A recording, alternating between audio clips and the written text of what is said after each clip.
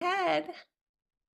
Our mission, Helping Parents Heal, is a nonprofit organization dedicated to assisting bereaved parents.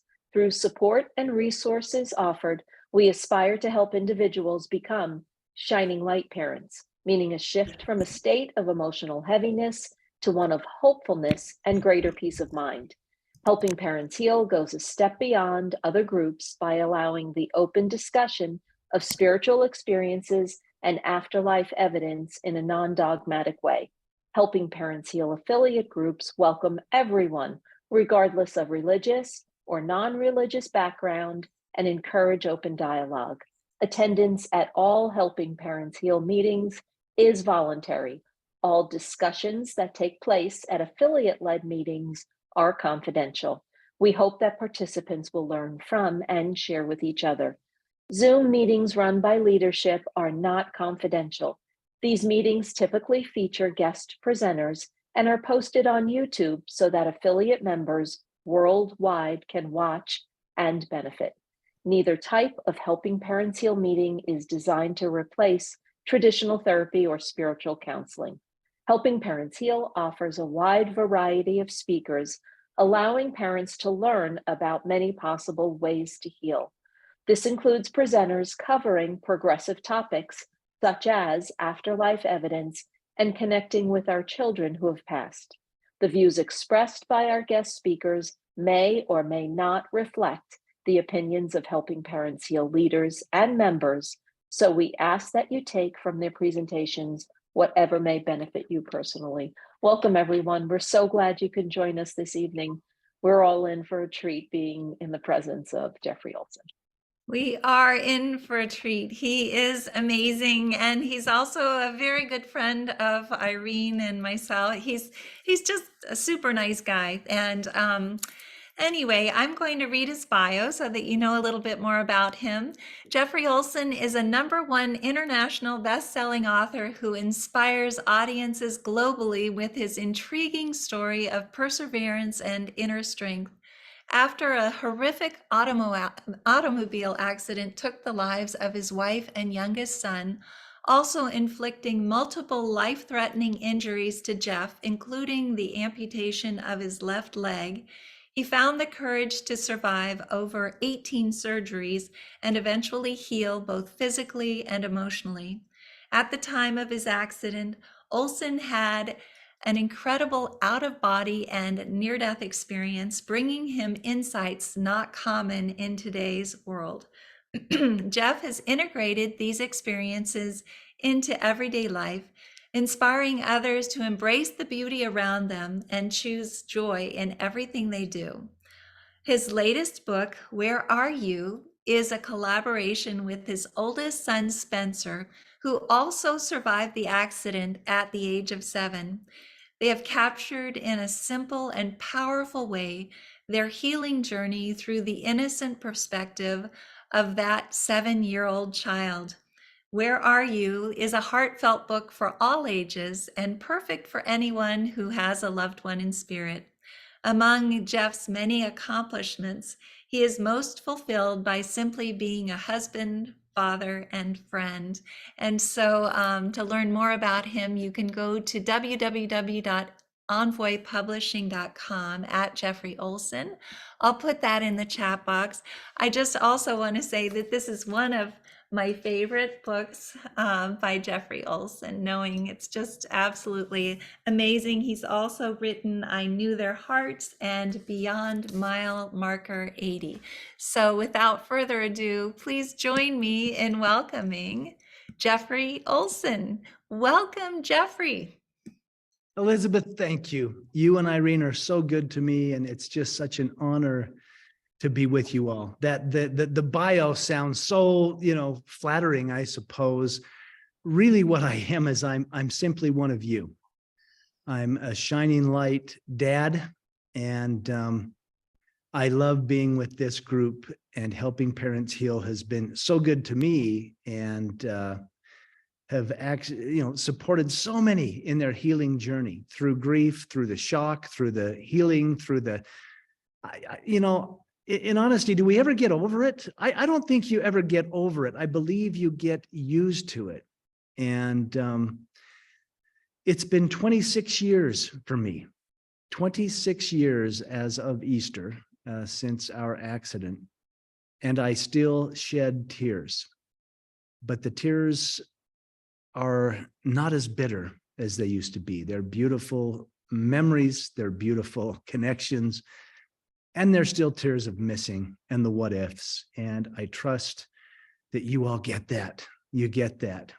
That's what I love about these calls is as I look, out, even over Zoom, it's like they know, they've been there, they've done that. And so it's an honor to be with you together. So Elizabeth, Irene, thank you for having me. Thank you for inviting me, and all of you, thank you for taking the time to be here now on this beautiful, beautiful gathering. So I'm wondering if there's a way, you can raise your hands, I suppose. There's the little reactions button at the bottom of a Zoom call. I just want to see how many have actually read either Knowing or Where Are You or I Knew Their Hearts, any of those. If you can just kind of put that up, I can see. And I do this so that I don't become redundant. And I just want to get a grasp for how we can best serve the entire community here. Thank you, thank you, thank you, thank you. All right. And you can go ahead and put your hands down or turn that button off, whichever way you chose to make us aware that that you had read the books or had seen a video or heard me tell the story. I got to spend a little bit of time with Irene and Elizabeth before we started, and she's asked that I recount what happened, simply so that you have a context of where I'm coming from. And this is a tender time of year for me, spring and Easter, for a lot of different reasons. I have recently moved back to my hometown. I have moved back to the farm. And I grew up on a little family farm, and I couldn't wait to get out of that one-horse town. And I went away to college and pursued a big career. And then by the time I hit about my 30s, I thought, how will I ever get back to that little small town? And now that I'm almost 60, I've made it back. And what I love about that is that springtime, the snow melts, the crops start growing, the little calves are all being born. There's little baby sheep and baby calves running all over this place. And it reminds me of renewal and rebirth. It's also, as I mentioned, the anniversary of the accident that took the lives of both my wife and my youngest son. And yet, I will not say that they died, because they are alive and well. They simply passed. But if you're willing, let's go back to that day. I'm going to go back to 26 years ago, Easter.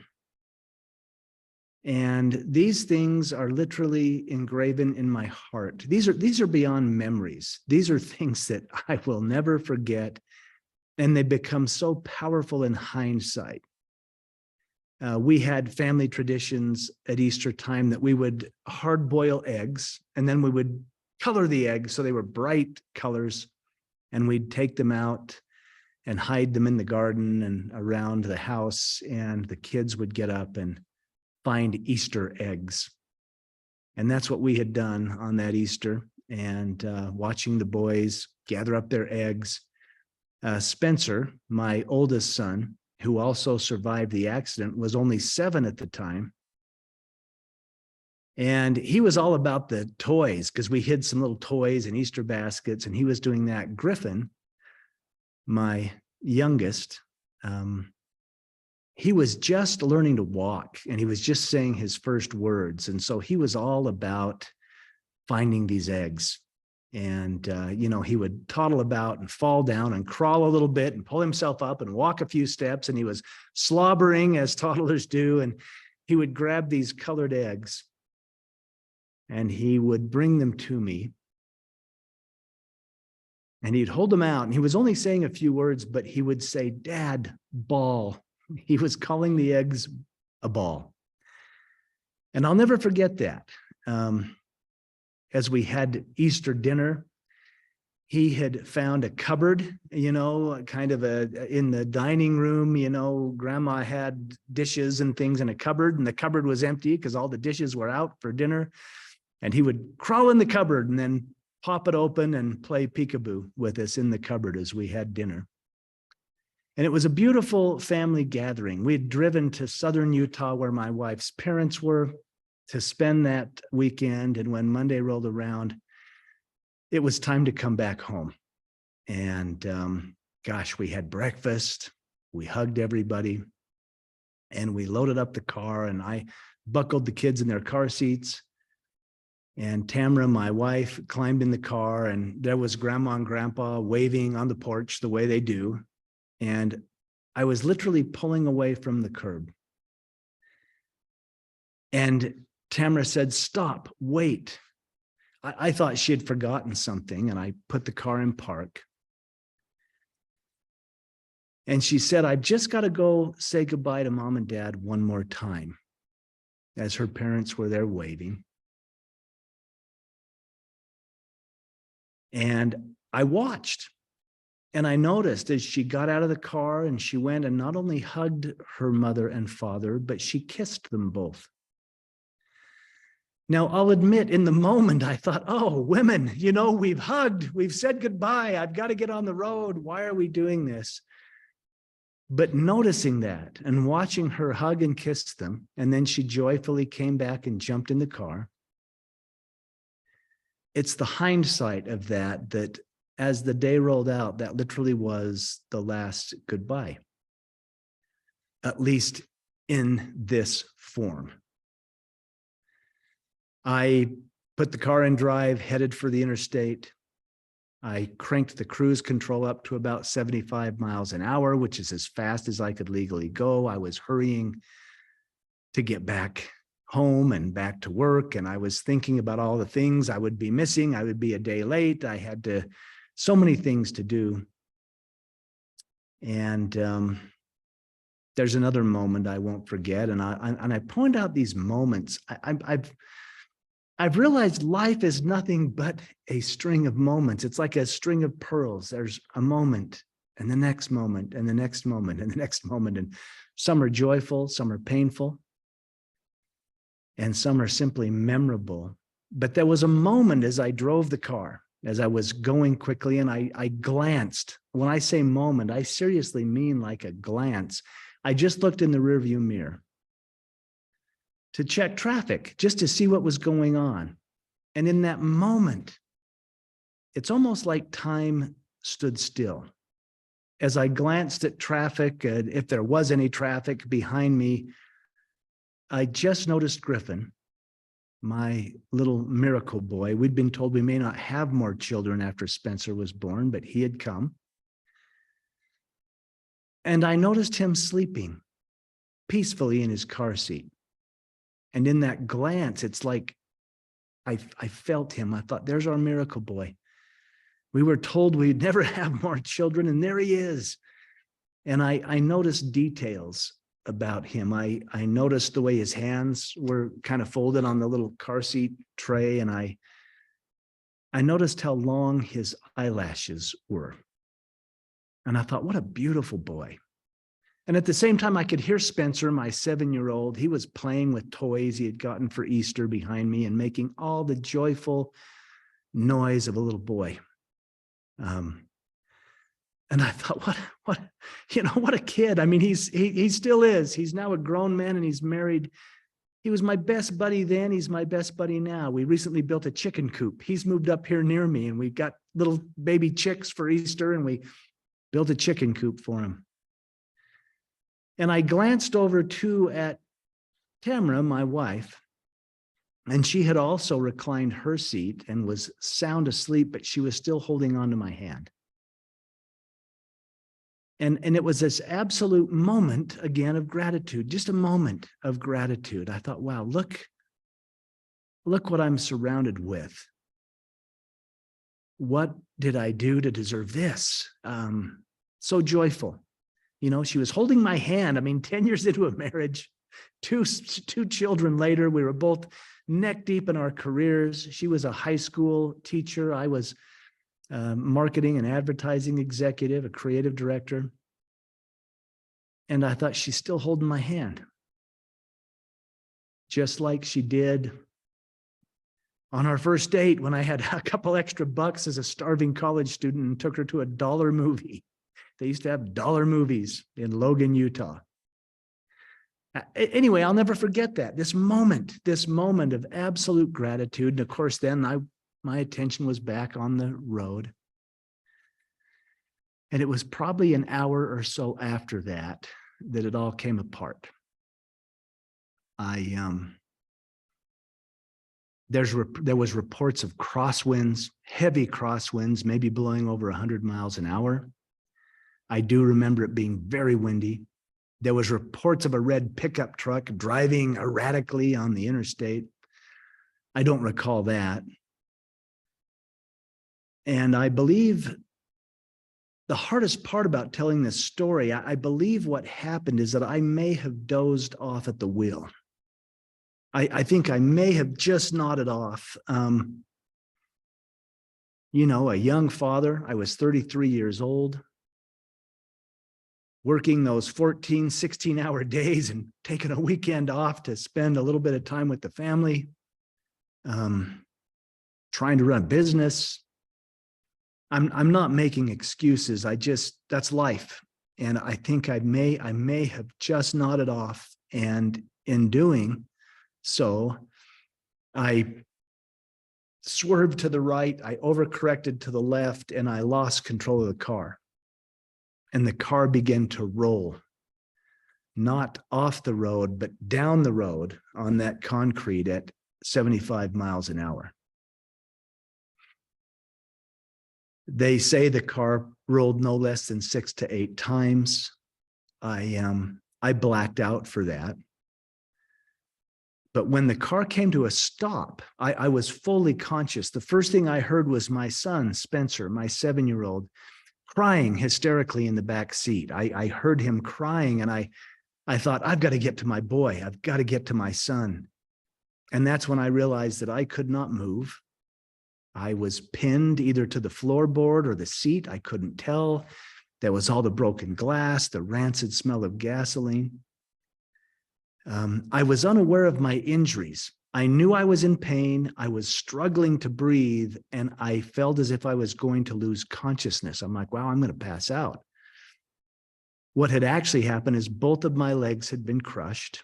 My left leg was eventually amputated above the knee.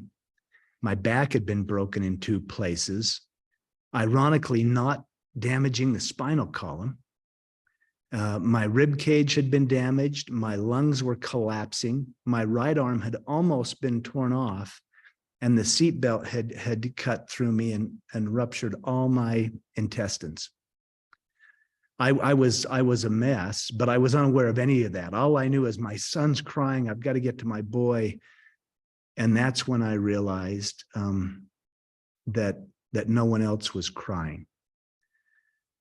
And that's when the brutal reality hit that Tamara, my wife, was gone. I was aware of that at the scene. And Griffin, my little boy, I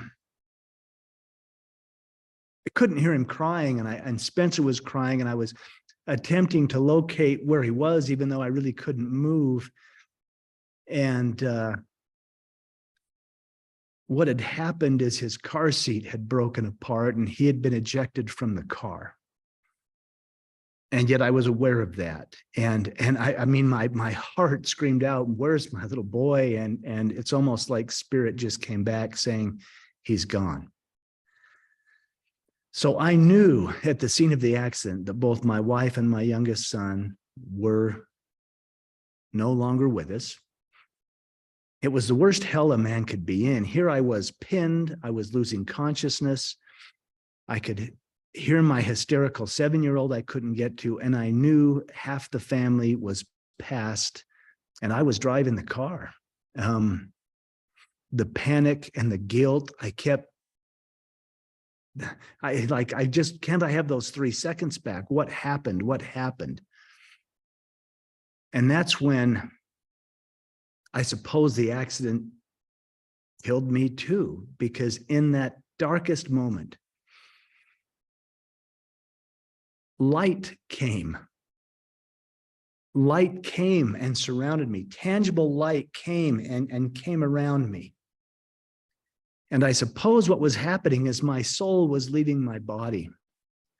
I was confused at what was happening because as this light came, I felt incredibly comforted. Now, I share this for a specific reason. We've all had loved ones that have passed. And many would argue, wow, I had a horrible death, if you will, this horrific accident and the carnage around me and what I witnessed and what we experienced. But I'll tell you this, when the light came, it was the most peaceful, beautiful, natural thing I've ever experienced. Suddenly, I was okay. When I say okay, I could breathe. The pain was gone. There was absolute clarity. And the light seemed to be comforting me in this darkest, most devastating moment of my life. And I even had the question, how can I be okay? What's going on here? How can I be okay? And it was then that in this light, and it felt like a bubble of light, it felt like I was surrounded and embraced and lifted and held in this light. Suddenly my wife, Tamara, who I knew was deceased at the scene, was there with me.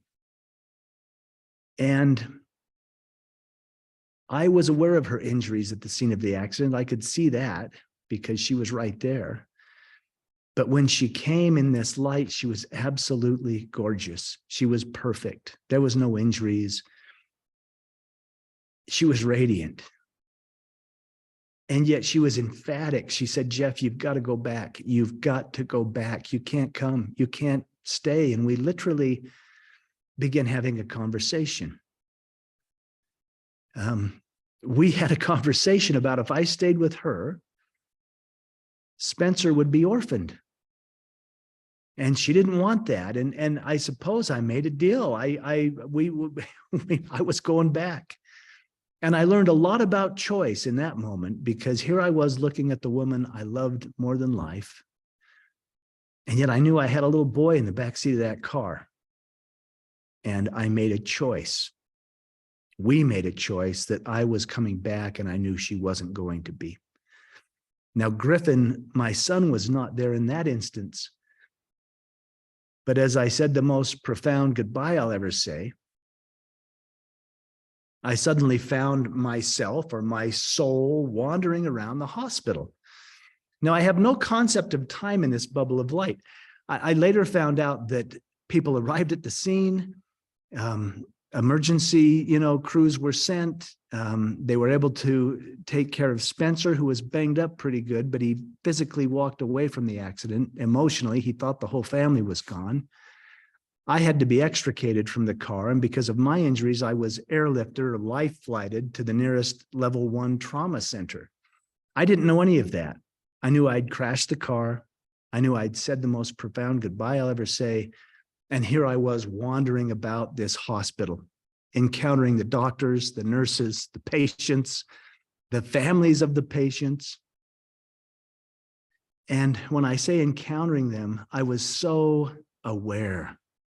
It was so clear, crystal clear. I saw them. When I saw their soul, I felt them. I call it the oneness. I call it the oneness. They were me. I was them. I knew everything about them, their love, their hate, their motivations, their challenges, their peace, their joy. I knew everything about them as if it was my own feelings, my own consciousness. And it was engulfed in this perfect, absolute, unconditional love. It didn't matter who they were, what they had done, what they hadn't done. They were glorious, they were beautiful, and I felt completely connected. I'd grown up in a conservative Christian home. A biblical verse came to mind as I was having this experience. And the verse was the famous verse where Jesus said, "Inasmuch as you've done it unto the least of one of these, you've done it unto me. Now, this is not about religion. This is not a religious conversation. But in recalling that, I realized that at such a deeper level. I grew up believing that was a nice verse about being nice to everyone, where I was literally connected to them in the oneness. Suddenly I realized, wow, I am them. They are me. I am the man in prison. I am the beggar on the street. I am the stranger that simply wants acceptance. There was a whole deeper view to my beliefs. Suddenly there was a knowing and a connection to every living soul. Until I came upon a body I didn't feel anything from. I thought, well, that's odd. Why don't I feel something from that person? And I stepped closer only to realize, oh, wow, that's me. That's my body. And yet it wasn't me. I was having this profound connected experience, but there was my skin suit. There was my flesh, and it was an absolute mess. And yet I knew I had to get back in. I had made a deal. I'd given my word.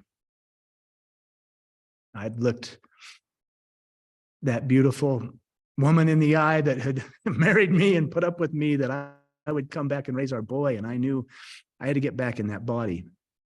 And we have no idea how powerful our thoughts are. I didn't have to figure out how to get in, simply the intention. I'm going back in. And boom, I was back in the body, but back to all the pain, the grief, the guilt, the trauma, the regret, the remorse, all those heavy, heavy emotions. I was ventilated. They had a big tube, down my throat doing all the breathing. My legs were obviously immobile. My right arm was immobile. And then they tied down my left hand because I kept grabbing at all the medical equipment. I was in the hospital for over 5 months. I was in ICU for a very long time. I had over 18 surgeries as they put me back together. I learned a lot in the hospital. And it's almost like I was half here and half there. There was times I felt as if I was standing in the corner observing it all because I just needed a break from the body. It felt as if Tamara, my wife who had passed, was communicating with me. She was even letting me know things like what songs she wanted sung at the services. She wanted to have Griffin buried in her arms together. She wanted to be buried near our home. These were not plans you make in your early 30s. But she let me know exactly. She wanted her sister-in-laws to have her fancy party dresses and her niece to have that fancy ring. And very trivial, perhaps, but there was spiritual after death, as they call it, communication. Maybe the most profound thing that happened was at the end of my hospital stay. And I want to leave time for questions. Please, if you have questions, we're gonna have a conversation. I find the dialogue much more interesting than the monologue, but the end of my hospital stay must be the most profound thing that's ever happened to me. And it's worth pointing out the two near-death experiences were at the scene of the accident before any narcotics or drugs had been administered. And at the end of my hospital stay, when I was off of all the narcotics, I was simply taking some Tylenol for pain. But I fell asleep one night. I was out of ICU. I was out of surgical recovery. I was actually in the rehabilitation wing of the hospital. And I was finally able to sleep on my side. They had finally stabilized all my abdominal stuff, and I had a colostomy, to handle the ruptured intestines. But they had stabilized it where I could finally lay on my side. I'd laid so long on my back that I'd rubbed all the hair off the back of my head. My head was bald on the back. And I was finally able to roll and sleep on my side, and I fell into a deep, beautiful sleep. And as I slept, I felt that light come again. That light, that same light at the scene of the accident that just embraced me, the grieving.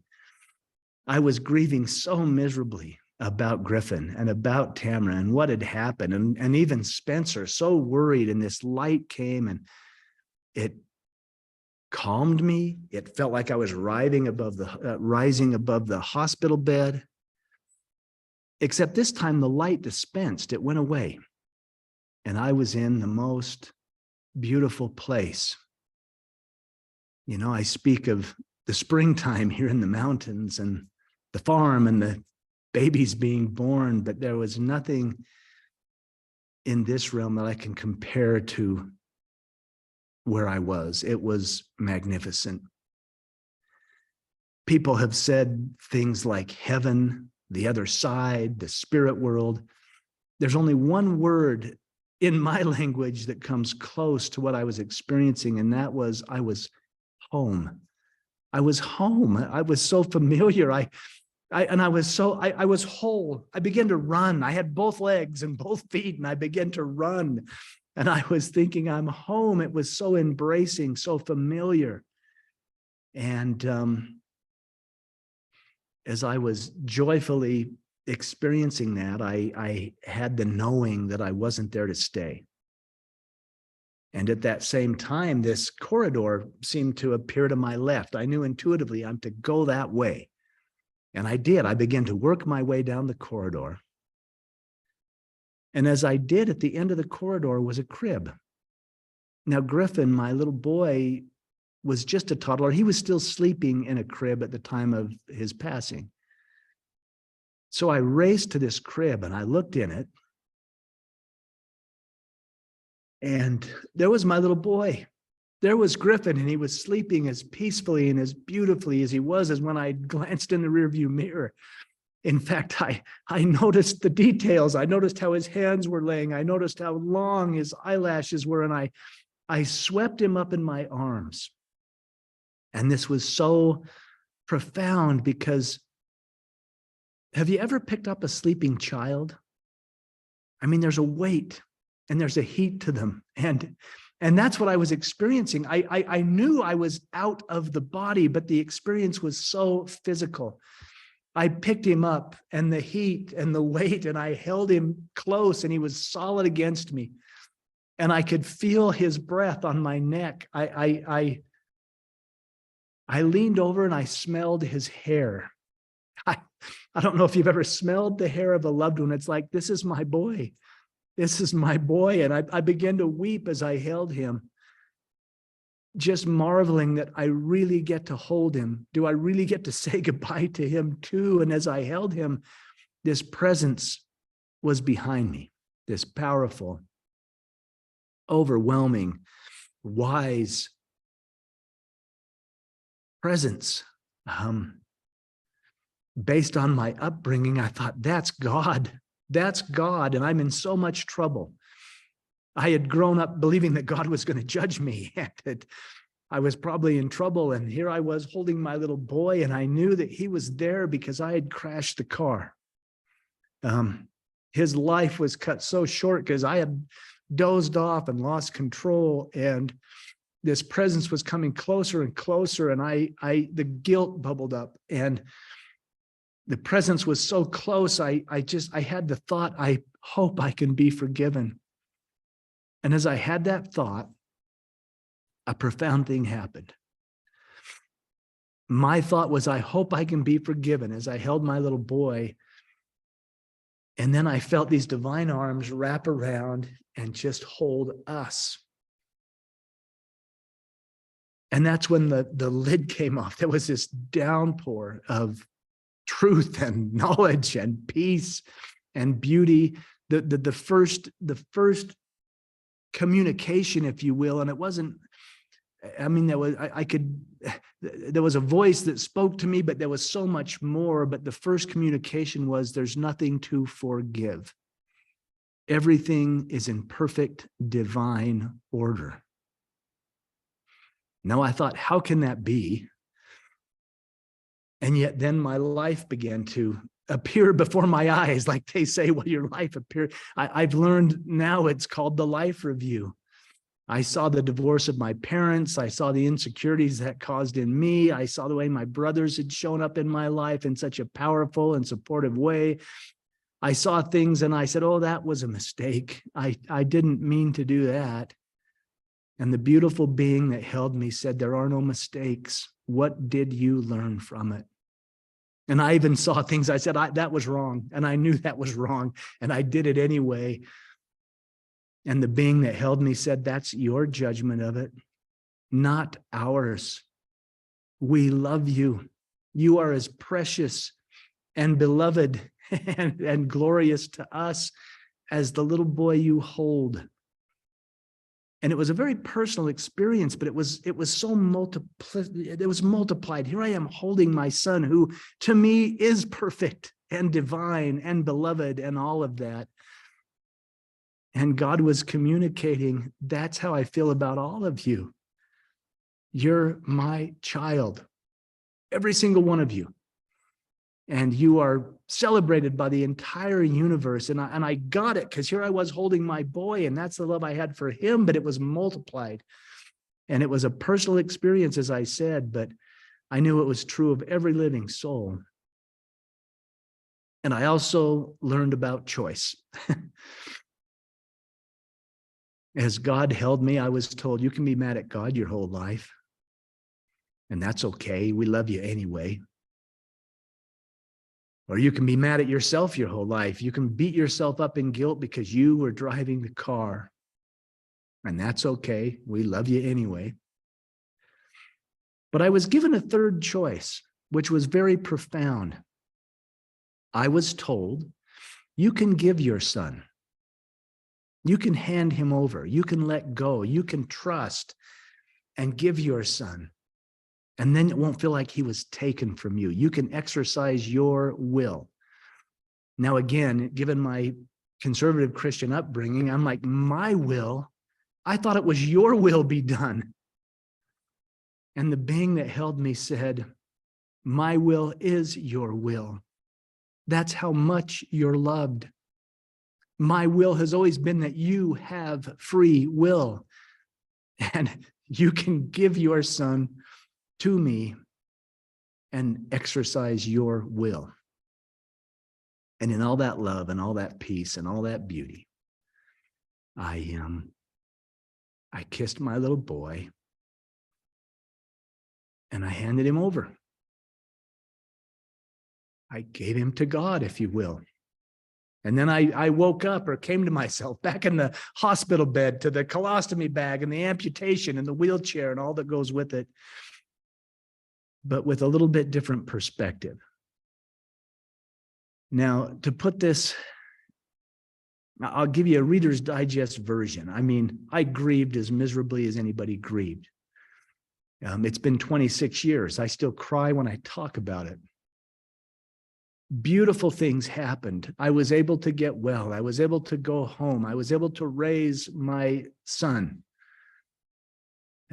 Angels showed up. Sometimes angels were my brothers or my mom, or sometimes it was the neighbor, but there was unseen angels that supported us. And one of the most glorious angels was a woman that landed into my life, which some of you know, Tanya, my current wife. She's the one that put all the pieces back together. She not only became my wife, she became Spencer's mother. We also adopted 2 boys and rebuilt a family. I don't call them my adopted boys, they're just my sons. And she's the hero of the story.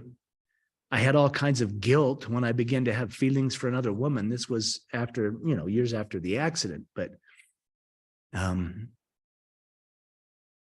Tamra, my wife, who passed in a profound way, and it's all in the book, Knowing. I mean, Elizabeth held that up.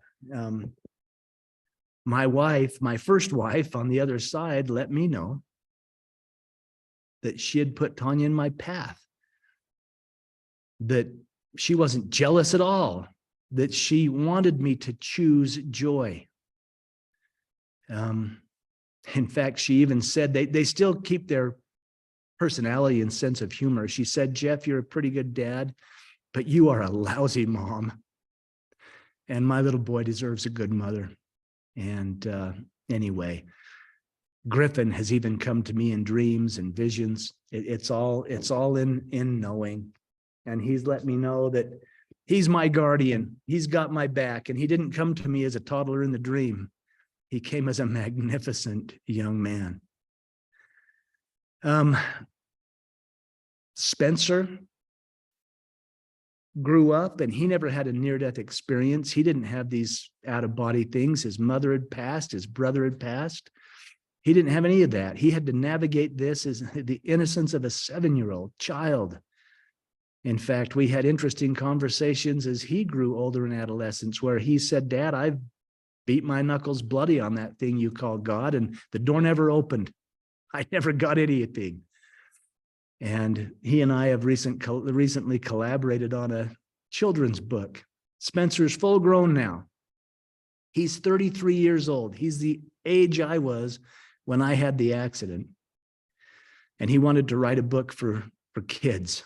He's like, what if I never had an experience, you know, you talk about God and all of that. He said, well, maybe I should be that light. Maybe I should be that love. Maybe I can be God's hands because I didn't have the experience you did. I got nothing. But he's collaborated with me and we've written a beautiful book called Where Are You?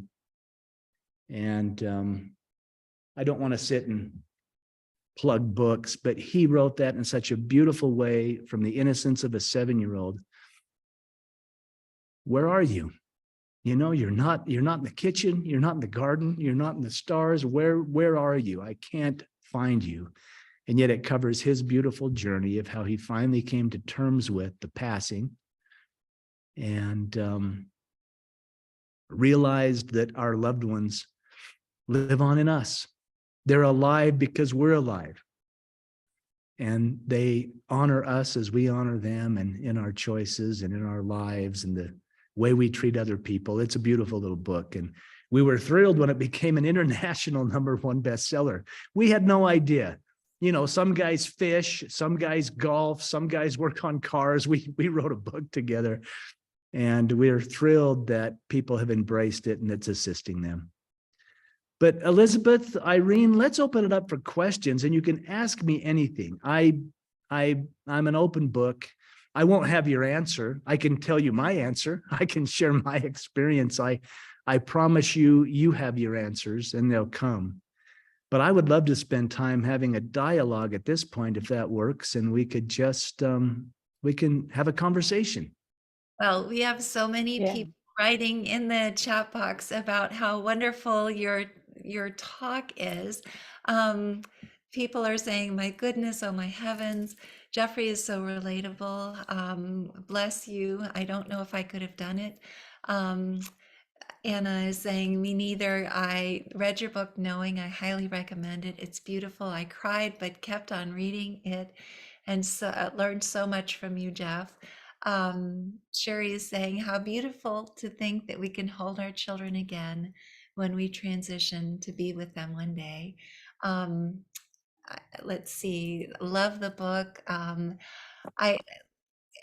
Let's see, questions. So Darlene is asking a question here. Does Spencer remember anything about the accident? That's a beautiful question. And thank you. He does. He never lost consciousness. He saw it all. And he has shared with me and in detail what he experienced. He was afraid to share that for years. The first person he told about it was Tanya, his we don't call her stepmom. He says, she's my second mom. She's my bonus mom. I got one up there and I got one here. He was afraid to speak about it for fear he would hurt me. I was afraid to speak to him about what I had experienced at the accident scene because it was just so morbid and graphic. But yes, he remembers everything about the accident. He would tell you if he were on the call.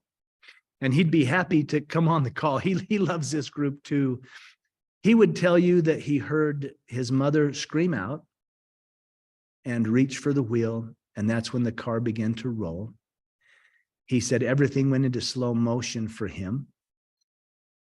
He said it felt like a black and white and red film in slow motion. He said he saw his toys flying about the car. And it felt like he was, it's hard for me to repeat, but he said he felt like he was being beat up by a professional boxer. But he also shared at one point that something held him very tight. I don't know what to make of that, but I could make a lot of it. I don't want to speculate, but he bruised his ribs and he cracked his wrist. Obviously, I was maimed, in such a way, and our two beloved family members were killed. Something held him so that he was not badly hurt. You can call it angels. You can say that was his mother as she left her body. I don't know. But he said, something held me very tight. And he's a joy. He's a blessing. I believe he's an older soul than me, and he survived to walk with his old man through this process. You've probably heard me tell the story of my return home. I'll tell it quickly so we can get to questions because it's so beautiful. I was coming home. I was in a wheelchair. My leg was amputated on the left side. My right leg was sticking straight because it was in a brace. They had tried to repair the knee. I had the colostomy bag. I mean, I was an absolute mess. And I thought, how is he going to deal with this? I was the rough and tumble dad. And I had to return home to my younger brother's house, and they had taken Spencer in like he was one of their own, my younger brother and his wife.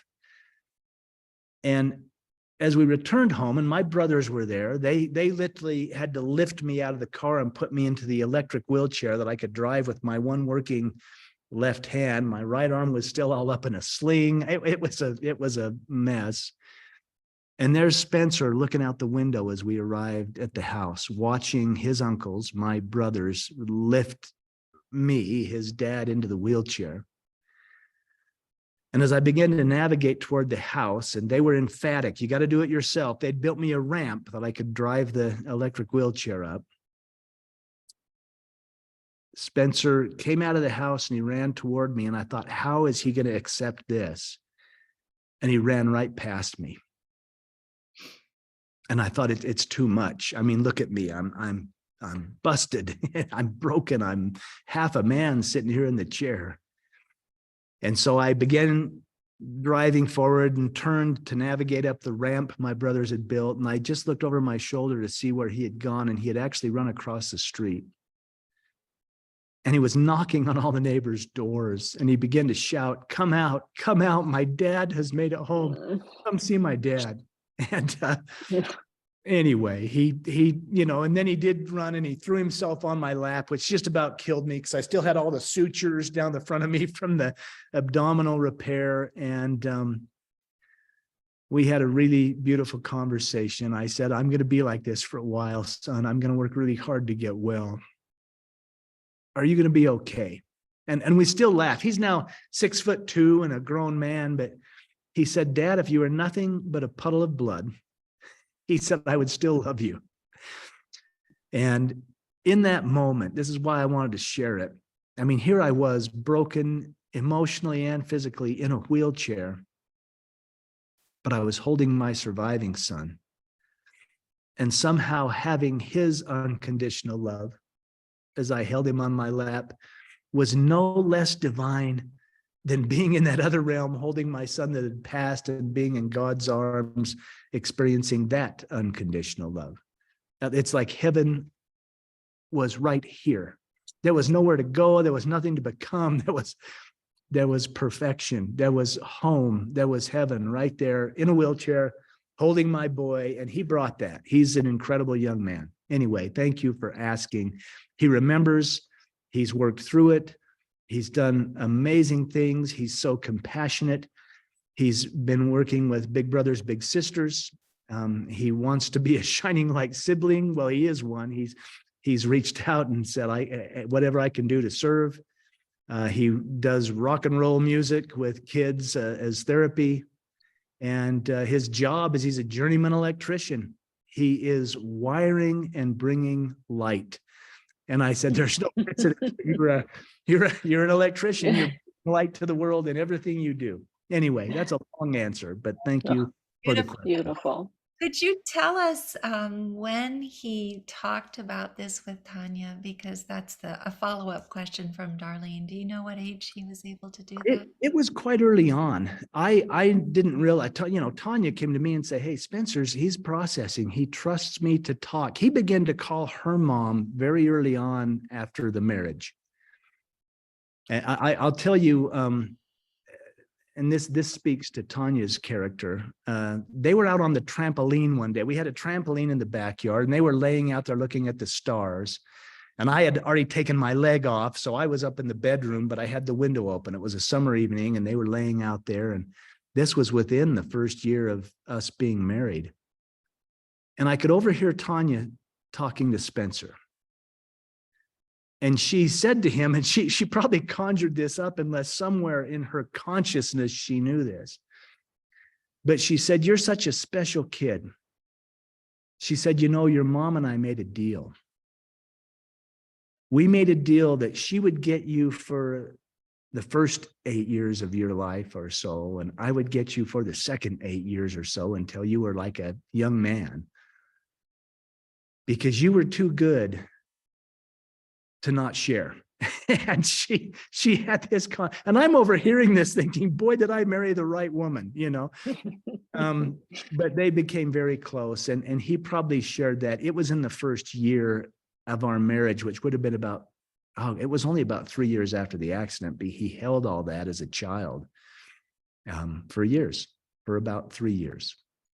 That is just beautiful. It's amazing, Jeff, because I rarely get emotional during these interviews, but every time that I hear you speak, it touches me so much. And I know that everyone who's been writing in the chat box feels the same way. It's just such a beautiful thing to hear about how you've been able to move forward and heal, how Spencer has as well. He's an incredible young man, and I feel so privileged to have met him in person. And and Tanya's an incredible person as well, and I just absolutely beautiful. And so I can almost see her as an ethereal angel who came to help your family, obviously. She But I have another question from Danny, and she says, I have a question for Jeff. When he saw his wife and son and the divine experience on the other side, did you ever feel that this was pre-planned in some way? Do you believe that it was pre-planned? Yes, I'll share this briefly. Not in the near-death experience. I was so deep in grief and processing. When I met Tanya, and I wasn't dating, I wasn't looking, I had hired a nanny, I was back at work, I was committed to raising my son, and I believed, which was probably naive as a young 34-year-old man, I believed I would spend my life alone. I would just dedicate my life to raising my son. That's what I'd agreed to do. It was at a business meeting that Tanya showed up, and in the whole room, of about 100 people, there was only one seat left, and it was right across from me. And she sat down, and what was happening to me is I was having this incredible deja vu of when I had met Tamra. When I was a young man in college, I met Tamra at age 20, 21 or something. And I was having this incredible deja vu as this stranger comes and sits, in front of me.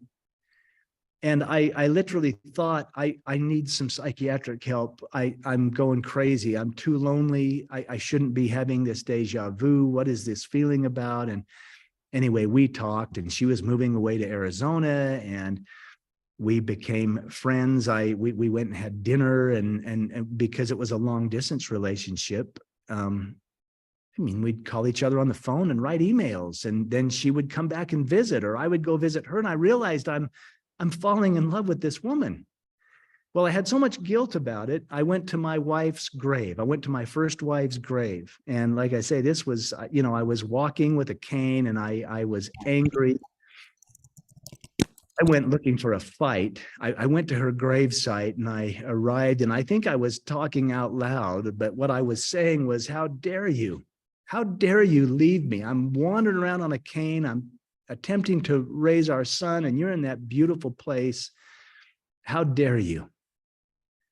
And as I was angry and venting, I swear I felt suddenly her hands on my shoulders from behind me.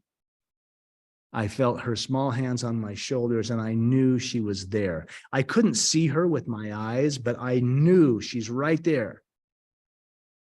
And she began to communicate non-verbally, but it was her voice in my heart.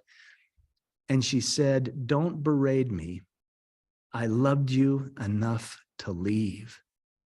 And I said, "What? That doesn't make any sense." And she said, "Jeff, you don't remember. We had a plan. We had a contract. We had a deal, and you would not have gotten what your soul came here to get unless I loved you enough to go. I would have loved to stay and grow old with you.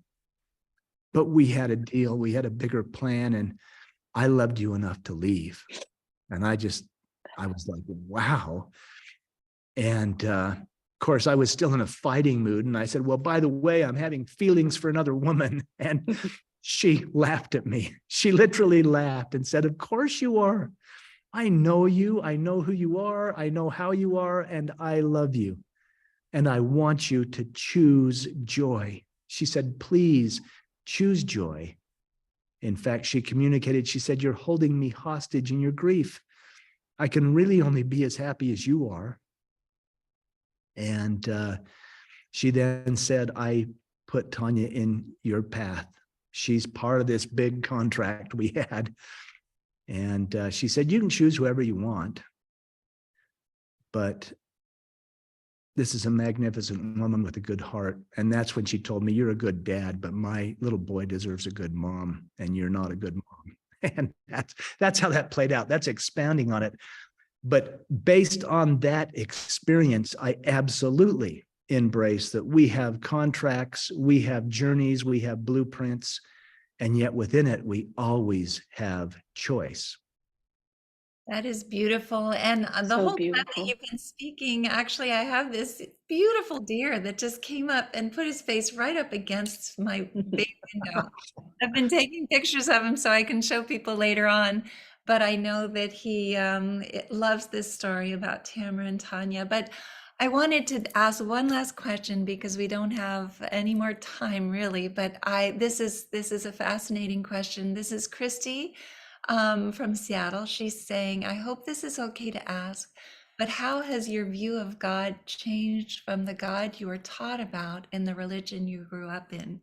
Is that That's a you? beautiful question. I am honored and thrilled to answer that, because I grew up believing that God was going to judge me, that life was a test, that I was failing. I mean, this is where all the guilt was coming up, even as I held my child and felt God behind me. And what has changed is when those arms came around me, I realized in a moment, we talked about moments, in a moment, in the twinkling of an eye, I realized that life is not a test. Life is a gift. And God is not judgment. God is love. There was no judgment. I was judging myself. And how that has expanded in me is I used to think God was somewhere else, like on the other side. As I came back from my experience, I see God in everything and in everyone. I mean, I'll pass strangers on the street and I'll literally realize, well, that's a manifestation of God. The hardest one for me was to get to a point where I could look in the mirror and remember, put the pieces back together, that I am a manifestation of that. And that's what came so clear as I was held in those arms is your will is my will. You're a manifestation of me. You're a manifestation of all there is, and so are every single one of you. And that, so my beliefs, my faith, it expanded. It expanded into absolute trust and unconditional love. And that's what changed. Oh, that is just absolutely beautiful. So beautiful. Such a nice way to end the meeting. And please remember about his incredible books. The one that he just wrote with Spencer, Where Are You? Knowing as well, which is an absolutely beautiful work.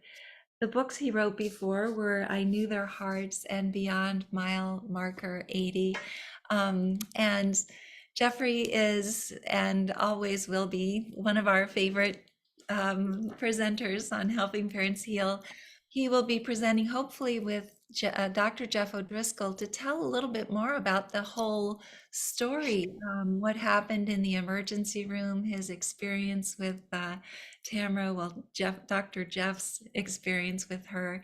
It's all pretty incredible, but in any case, thank you so much for being with us. We always ask everyone to say thank you and good evening. So if everyone would like to unmute and say thank you, that would be wonderful. Thank you Thank so you. much. Very nice. Beautiful Thank you evening. so much. Incredible. Thank you, Beautiful Jeff. evening. Thank you so much. Thank you Unbelievable. so much. Thank You, Jeff. Thank Thank you from New Hampshire. God bless you all. Thank you. Thank Bye, you. everyone. Night. Good night, everyone.